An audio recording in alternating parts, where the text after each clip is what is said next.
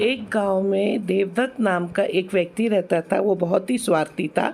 उसके पास में एक गाय थी और वो गाय दूध देती थी। जब तक वो गाय दूध देती रही वो उसे बहुत प्यार करता था, उसे हरी हरी घास खिलाता था। वो उसका दूध निकालता और फिर उसे बेचकर अपनी जीविका चला रहा था। देवदत्त गाय का दूध खुद भी पीता था, अपने परिवार को भी पिलाता था और जो बच जाता था उसको शहर में जाके बेच आया करता था।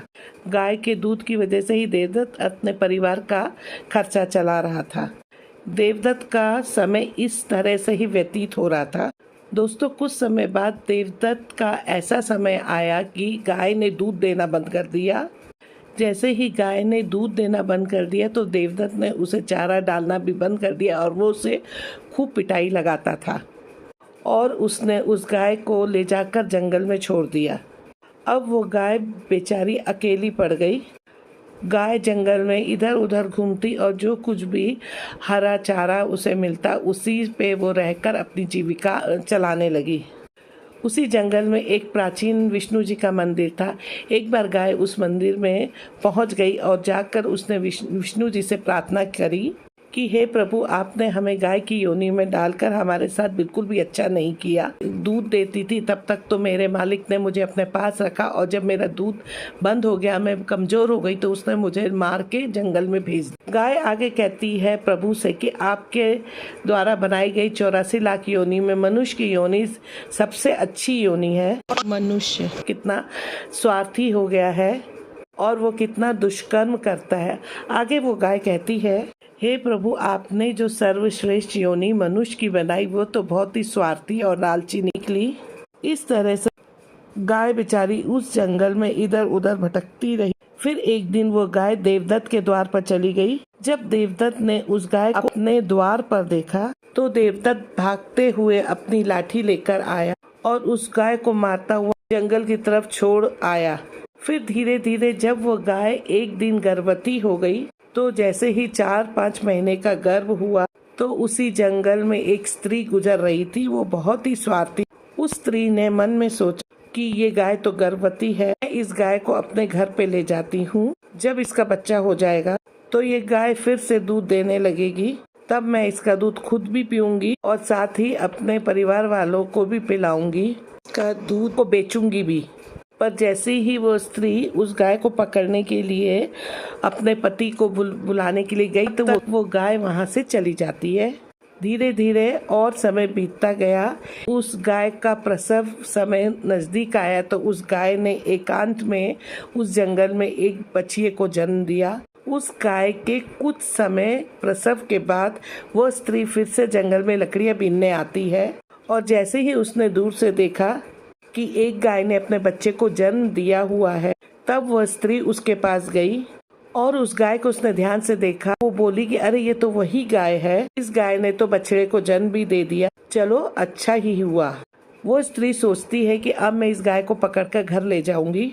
फिर जैसे ही वो स्त्री उस गाय को पकड़कर घर ले जाने के लिए अपने पति को बुलाने के लिए मुड़ती है, तभी गाय उस स्त्री से कहती, हे बहन, आज तुम मेरे ऊपर एक परोपकार कर दो। ये जो मेरा बच्चा है ये नीचे पड़ा हुआ है, तुम इसे उठाकर मेरी गर्दन के ऊपर रख दो। मैं अपने बच्चे को लेकर किसी सुरक्षित स्थान पर चली जाऊंगी, क्योंकि ये मेरा बच्चा 8 महीने के बाद ही चलने लायक हो पाएगा। 8 महीने बाद ही ये अपने पैरों पर चलेगा। जैसे ही उस स्त्री ने गाय की बात सुनी तो वो बहुत जोर जोर से हंसने लगी और कहने लगी, तुम्हारा बच्चा कितना गंदा है, इतनी गंदगी में पड़ा हुआ है, मैं तुम्हारे बच्चे को उठाकर तुम्हारे कंधे पर क्यों रखूं, मैं तुम्हारे ऊपर ये परोपकार क्यों करूं। उस दुष्ट स्त्री ने उस गाय का बहुत मजाक बनाया। उस समय वो गाय बेचारी असहाय थी, वह अपने बच्चे को उठा नहीं सकती थी, वो बहुत कमजोर थी।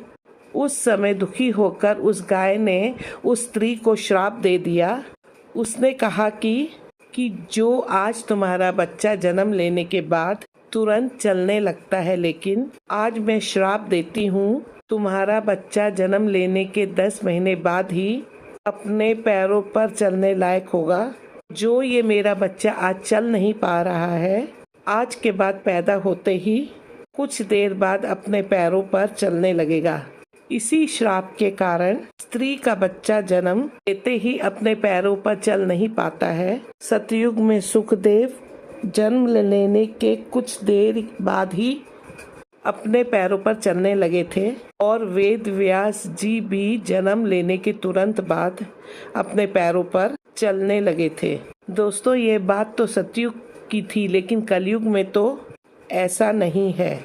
कलयुग में बच्चों को अपने पैरों पर चलने के लिए कम से कम 10 महीने लग जाते हैं। इसका कारण ये है कि गाय ने समस्त स्त्री जाति को ये श्राप दिया। उसी दिन से समस्त स्त्रियों के जो बच्चे पैदा होते ही चलने लग जाते थे। उनकी प्रक्रिया वहीं पर रुक गई। गाय के दिए गए श्राप के कारण ही स्त्री का बच्चा 10 महीने बाद ही चल पाता है और गाय का बच्चा उसी दिन से अपने पैरों पर चलने लायक हो जाता है जिस दिन वो पैदा होता है। इसीलिए दोस्तों, ये कहा गया कि किसी की भी आत्मा को पीड़ा नहीं देनी चाहिए और यही सनातन धर्म का सबसे बड़ा धर्म है। दूसरों के दुख में दुखी हो जाना, दूसरे के काम आना सबसे बड़ा धर्म माना गया है। तो इसीलिए हमें असहाय पशु और पक्षियों की सहायता करनी चाहिए। गाय के श्राप के कारण ही जितने भी पशु पक्षी हैं, उन सबके बच्चे जन्म लेने के तुरंत बाद चलने लगते हैं, लेकिन स्त्रियों के बच्चों पर इसका विपरीत प्रभाव पड़ा कि जन्म के तुरंत बाद स्त्री का बच्चा चलने लायक नहीं हो पाता है। एक स्त्री की गलती से ही आज समस्त मानव जाति की महिलाओं को उस श्राप का खामियाजा आज भी भुगतना पड़ रहा है।